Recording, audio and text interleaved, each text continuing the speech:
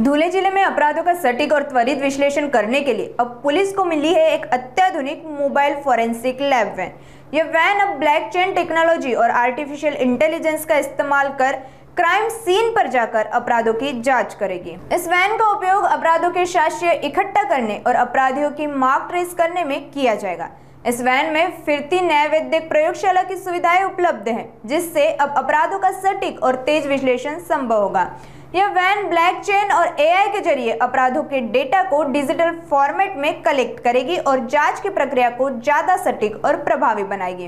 इस तकनीकी कदम से पुलिस को अपराधियों के खिलाफ निर्णायक सबूत जल्दी मिल सकेंगे। जिला पुलिस अधीक्षक श्रीकांत ध्युरे ने इस वैन का निरीक्षण किया और पुलिस कर्मियों को इसकी कार्यप्रणाली के बारे में जानकारी दी। इसके अलावा आगामी त्योहार और उत्सव के दौरान कानून व्यवस्था बनाए रखने के लिए धुले पुलिस को 2 नई 22 आसन वाली बसें भी दी गई है। यह वैन जनवरी में मुख्यमंत्री देवेंद्र फडणवीस के हाथों मुंबई में लोकार्पित हुई थी और अब यह धुले पुलिस के पास अपराधों के समाधान में मददगार साबित होगी। भारतीय नागरिक सुरक्षा संहिता 2023च्या कायद्याच्या अंमलबजावणीकरिता महाराष्ट्र शासनाने सदर मोबाईल फॉरेन्सिक व्हॅन्स हा प्रकल्प माननीय मुख्यमंत्री देवेंद्रजी फडणवीस साहेबांच्या हस्ते याचं लोकार्पण 27/1/2025 रोजी करण्यात आलेलं आहे आणि त्या प्रकल्पाच्या अंतर्गत धुळे येथे एक मोबाईल फॉरेन्सिक व्हॅन आज प्राप्त झाली आणि त्याचं उद्घाटन आज करण्यात आलेलं आहे। सदर वाहनामध्ये भौतिक,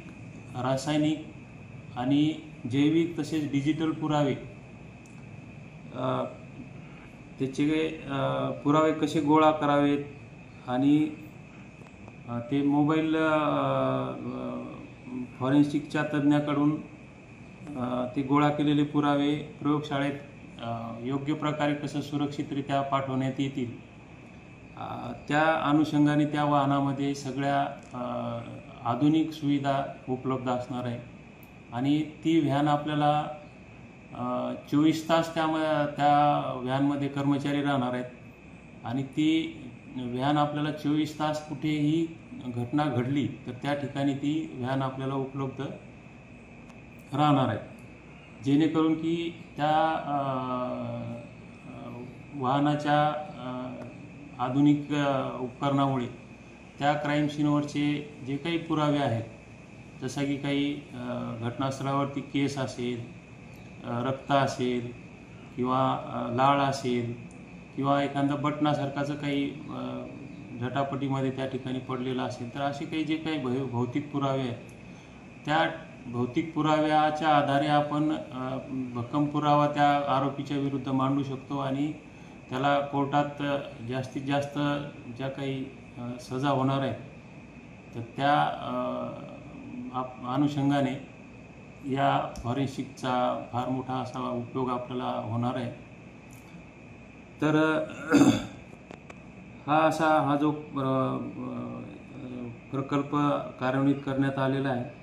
तर त्या प्रकल्पाचा हा उद्देश आहे की आपला जो काही प्रॉसिक्युशन रेट आहे तो वाढण्यास खूप मदत होणार आहे।